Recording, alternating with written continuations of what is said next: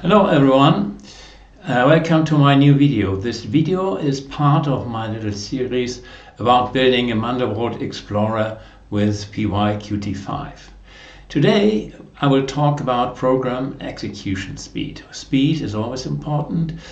If you want to discover the details of the mandelbrot set and you click into the image, you expect a quick response, of course. And speed is also important for animated zoom-ins, for example.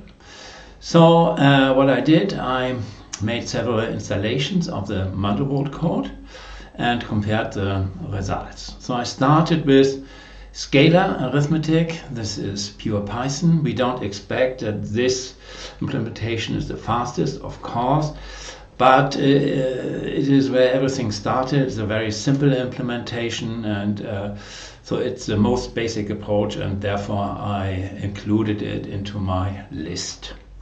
Then I tried NumPy, or numeric expressions. So then there we prepare some 2D arrays and give them to NumPy and let NumPy do the job using some fast C libraries. Then I wrote some code in C and used Cython C to adapt it to my Python code. And I also produced a multi-threaded version of this approach.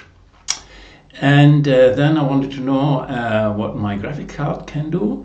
So I used Numba and Cuda to create a kernel and download it to the graphics card and check the result. Okay, so what can we expect from our different approaches, ignoring Cuda for a moment? The best we can reach, I think, is the speed of pure C.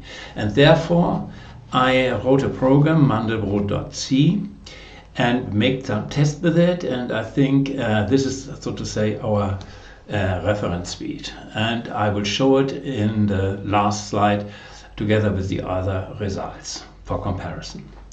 Then I like to say that I do my tests on Debian 12 under Windows subsystem Linux.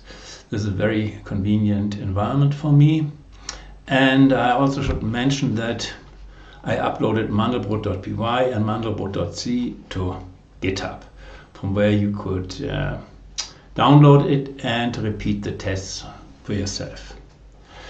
Okay, before I actually come to scalar arithmetic, I think I should explain the mandelbrot algorithm. Many of you know this algorithm, I'm fully aware of it, but I think that maybe some viewers are not so familiar with this problem, so I thought I had to prepare one slide.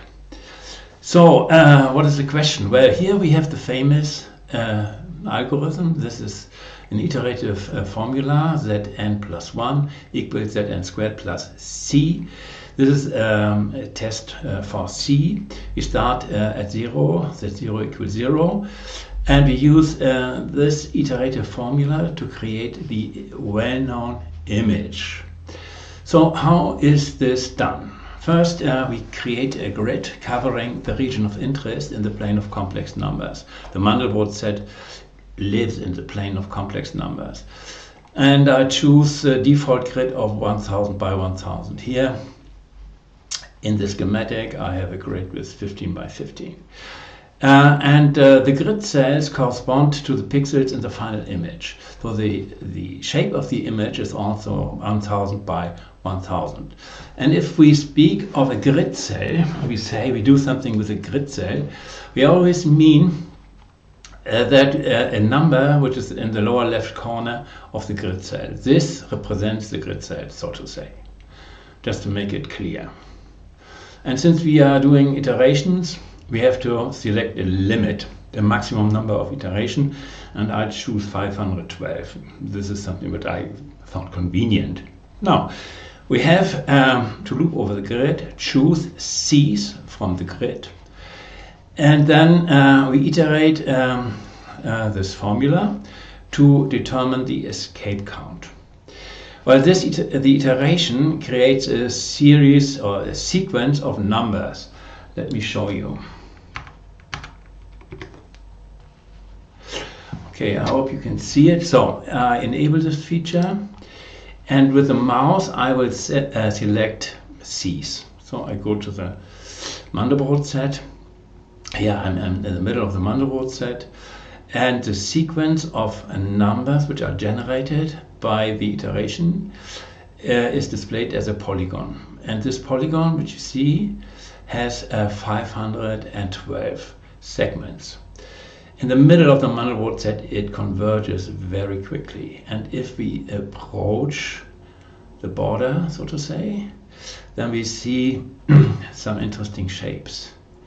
And if we cross the border, we see that the sequence, as we say, escapes very soon. It goes to infinity.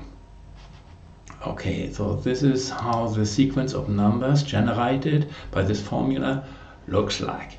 Now, during the iteration, we have to make some tests for each cycle. First of all, we have to see whether the z squared is greater than 4. If this is the case, we know that this sequence goes to infinity. We say C escapes, does not belong to the mandelbrot set. Then we store this number n, the escape count, in the image, and we go to the next cell. Maybe the n hits the iteration limit. Then we assume that C belongs to the mandelbrot set. We are not sure, but we would be sure only if we iterate until infinity, but this is not possible. So we store then max iter in the image, and otherwise we just continue iterating until one of these conditions applies. Okay, then we are done. We are iterating through the whole grid. Then we choose a color map, and the escape counts, which are stored in the image, serve as indices for the color map. This is how the mandelbrot set is displayed. Okay, now we come to the first implementation. It is the Scalar code, the naive approach, the historic approach. This is how everything started. So here this is how we create the grid, so to say. We create vectors in x and in y, and then we allocate space for the image, of course, and then we have two loops in y and in x. This is how we create the grid, and this is how we select the C's. Yeah, we have a C, then we use this loop to iterate this C, and we see what happens. Here are the conditions: z squared less than 4, or escape count equals iteration limit. And then we fill the image with the escape counts. Okay, so this is fine. This is working. However, we can do better. If you look at this image, we know the mandelbrot set is the black area here in the middle, and it has a shape of a cardioid. Here you can see I copied the cardioid from Wikipedia, and if we know that the point that we selected is inside the cardioid, we know it does not escape. It belongs to the mandelbrot set, and this applies also for points within this bulb. It's very easy to decide whether a point is in the cardioid or in the bulb. You see here the formulas. If we detect that the point is in the cardioid, we don't have to go through the iteration, and we just store the iteration limit in the image and proceed to the next grid. Okay, let me show you how the Scalar code works. Let me first do this without the cardioid feature. Now I do the Scalar approach, and you can see it started fast. Now we have many points from the mandelbrot set which do not escape, and now the procedure slows down. But we will soon cross the middle. Now it will become faster.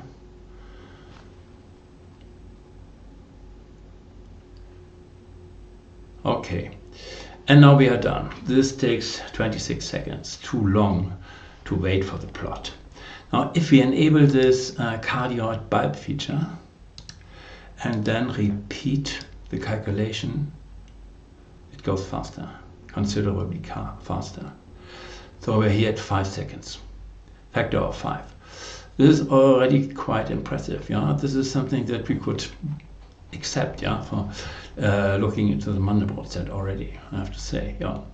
Okay, so this is what we get from the scalar approach. Then we go to the to NumPy, vectorization with NumPy. The idea is that we avoid the two loops in X and Y. For this we have to prepare 2D arrays, NumPy arrays, and then use some smart syntax and then give the arrays to NumPy, and NumPy knows what to do, in short. So how do we create the arrays? So we start again with some vectors in X and Y, like in the scalar field. And now we have to create the grid, and this is just one statement. So C is a 2D array containing the whole grid. How is this done? We add X and Y in this special way. Reshaping and broadcasting is applied. This is how it is called. And so let's look at a short example. Assume that X has just 3 elements, 1, 2, 3, and Y also 4, 5, 6. Then we reshape Y. This is this syntax. And then we get, well, X is just the array with 3 elements, and Y is an array of arrays. And if we add this, and now broadcast kicks in, we get the full 2D field with complex numbers. This is what we want to have.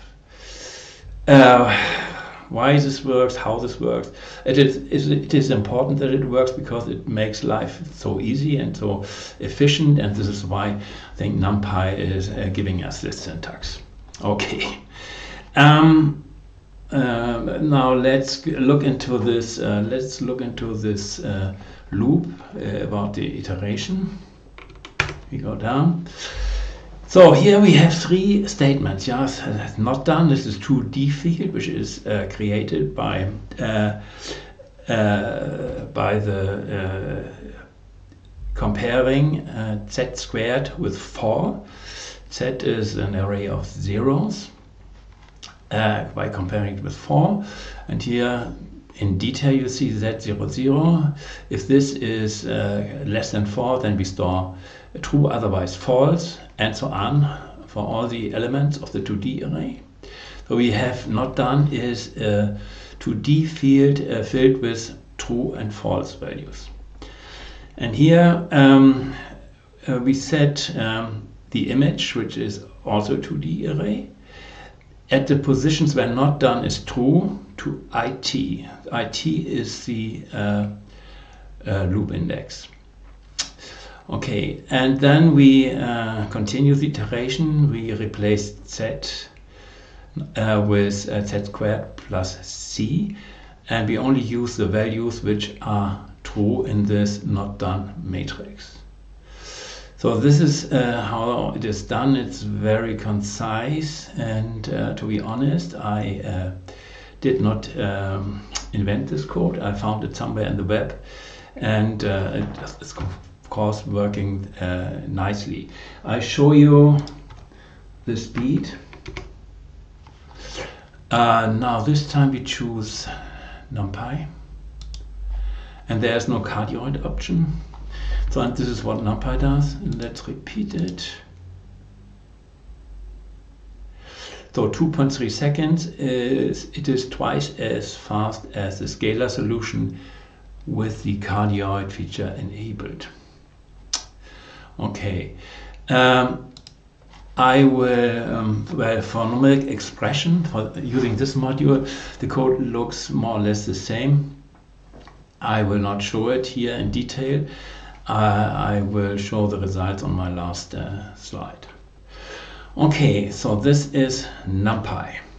And now we come to Cython implementation. So to use Cython, we have to write a PyQt code, which looks very much like Python, but it has some C features. So you can declare C types like int, double, or structure. And now the fun starts. It has type pointers. So you have this declaration, cdef, so to say, is from Cython. And then you say ima is a pointer to int, and you can set it to the address of the first element in image.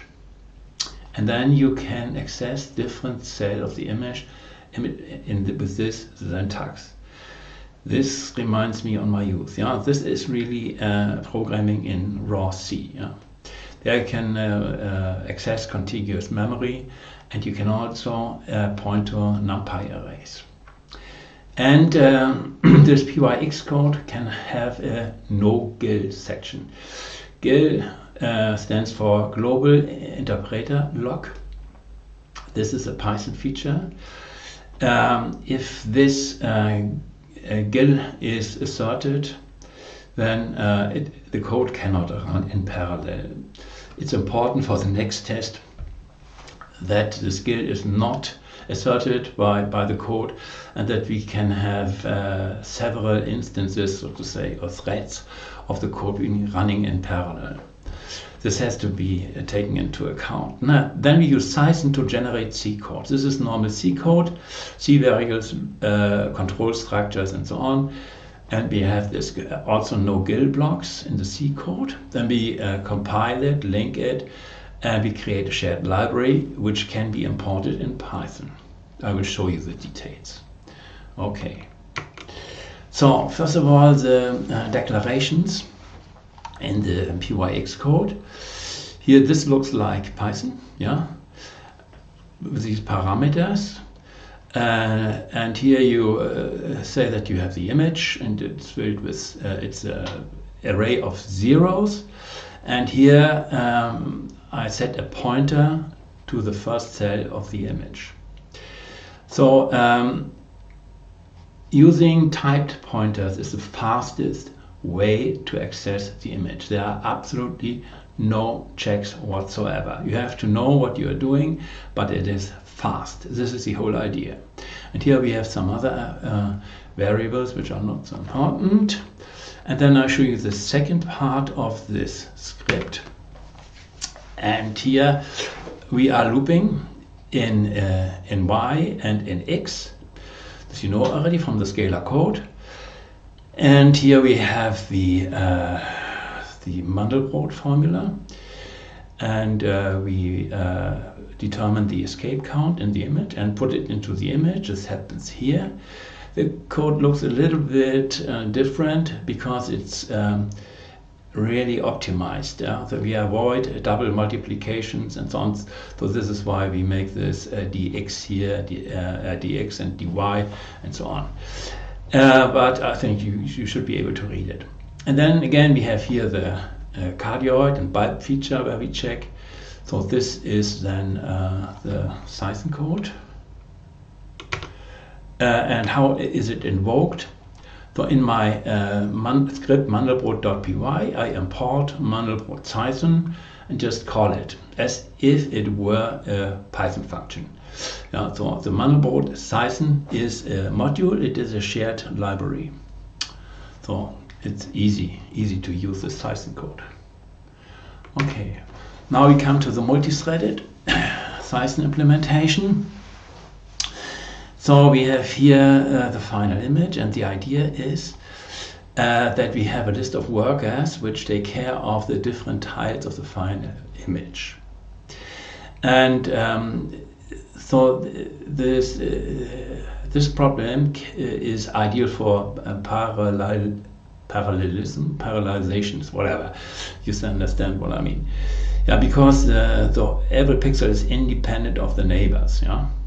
So there will be a class tile worker for the worker, and since all the different workers which act upon one image have the same parameters because they are acting essentially on the same region of interest.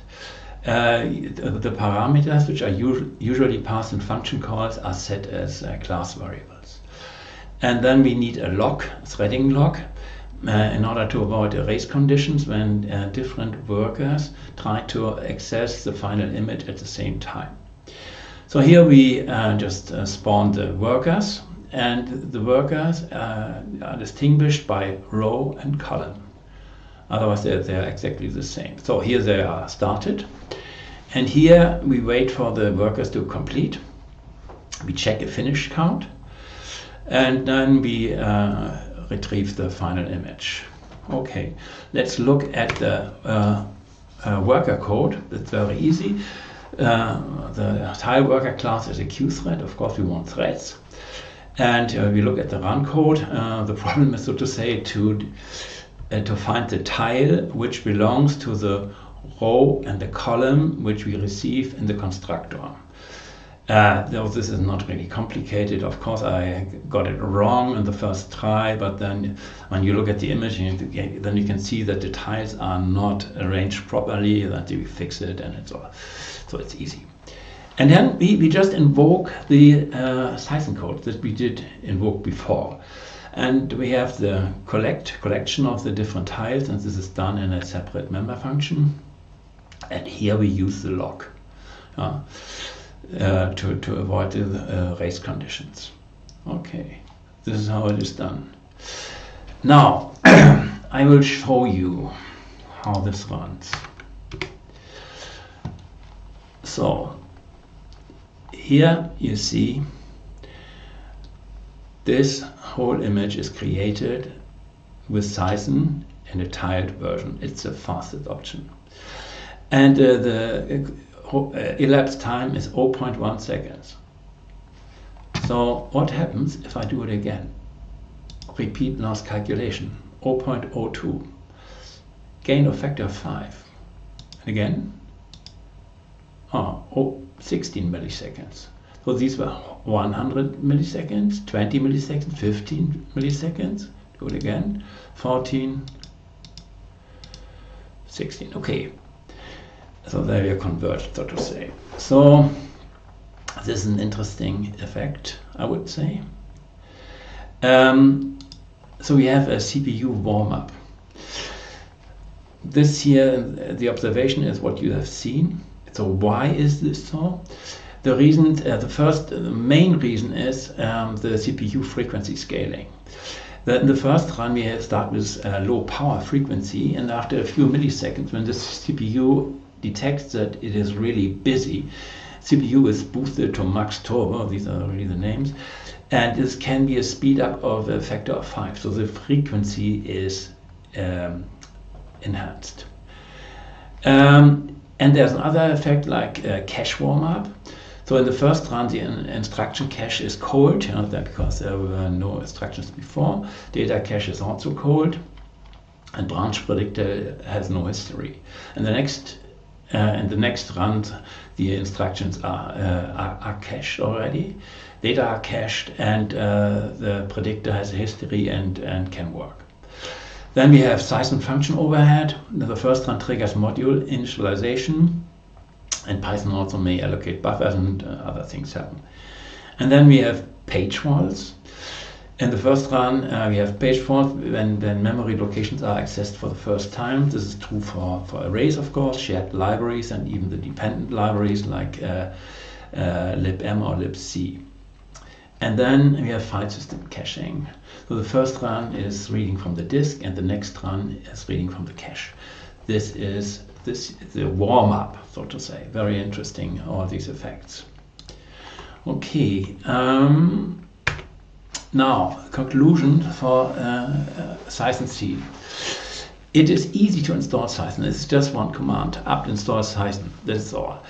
Writing the PyQt5 code is also, I would say, easy. Tiling is easy, but we have to take into account this no-build feature. So we cannot use Python objects in the fast parts of the program where we want parallelism. no Python functions, no Python attributes, no NumPy operations calling Python, and no dynamic types. And then we have to take into account the worker synchronization, so to say. But we have a huge gain in performance. This is a factor of 170. Okay, I show this again to compare the tiled version. Here we have the tiled version. Repeat nothing. Now let's warm up. I think, no. So we have here 40 milliseconds. And if I disable tiling, then it is 30 or 29 milliseconds, so a factor of 2 slower, but still quite fast. So this is frames with 30 hertz, and so this is, I would say, the frequency is quite good. So this is Cython C, and now I think we have to look at Cuda. Well. This is how this is a function in mandelbrot.py how you invoke the Cuda kernel. And here, by the way, here is the function where the kernel is invoked. There is a little bit of well, I would say, of some variables that are not very common. Our model is that we use 1 thread per pixel. That means we need 1 million threads, but they don't run simultaneously. But this is how it is done. 1 million threads is not a big number for graphics card. These threads are scheduled in warps and blocks, in waves. So one warp is 32 threads, and it is the basic execution unit. So the GPU does not execute threads, it executes warps. In lockstep mode, that means all threads in a warp execute the same instruction at the same time on different data. And then we have blocks. So we have 1 thread per pixel, 32 threads per warp, and 556 threads per block. And so blocks define a cooperation between threads, shared memory for instance, and blocks are scheduled. And there are other properties. I don't want to go through the list of properties. So you have to specify threads per block. This was 1616. And blocks per grid, and for 1 million pixels we need then 63 times 63 blocks. Well, yeah, then we start with copying our image to the GPU, and here after the calculation we get it back from the GPU to the host. Okay. So how does the so to say the kernel code look like? So this decorator here, this is Python, and this decorator tells Numba to create a kernel from this function. Remember, we have 1 thread per pixel. This is the pixel x and y. This is Cuda gives us these coordinates. And then again, we are looping, we are iterating the mandelbrot formula. This happens here. And we also use this cardioid bulb feature in this code. So it is, I would say, this code for this problem looks surprisingly simple. Okay. So conclusion. I would say that the kernel and the kernel code is easy to use.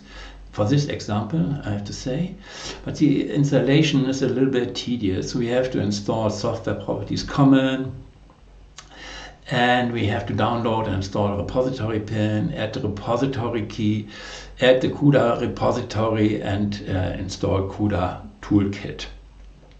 And then we have to pip install Numba.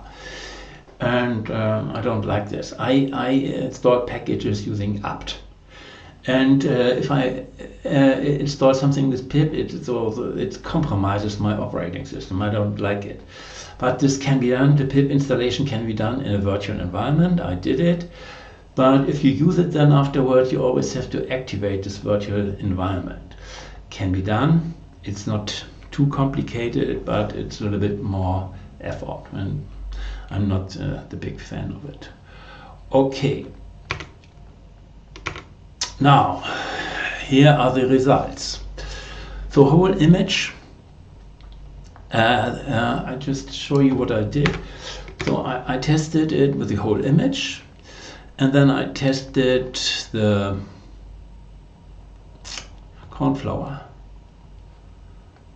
sunflower, this one.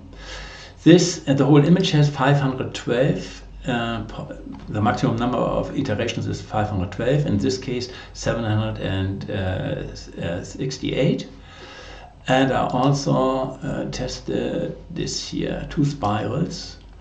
And here we have max iter equal to 4000. So just make the test with 3 different cases. So here are the results. We have seen scalar code 25 seconds, scalar with cardioid and bulb feature factor of 5. Then we have NumPy and numeric expression. It's more or less the same. And then comes Cython with a cardioid 29 milliseconds, Cython tiled 14 milliseconds, and Cuda surprisingly slow, 0.1 second. Why is this so? Because I think the copy actions between the CPU and graphics card take so much time. I think this could be the explanation. And here we have raw C code with a cardioid feature, and it's 25 milliseconds. And this number has to be compared with, not with the tiled version, but with the Cython, the simple Cython version, 29. So 25 milliseconds, the best we can achieve using C, and we have 29 for pure Cython or 14 with tiled.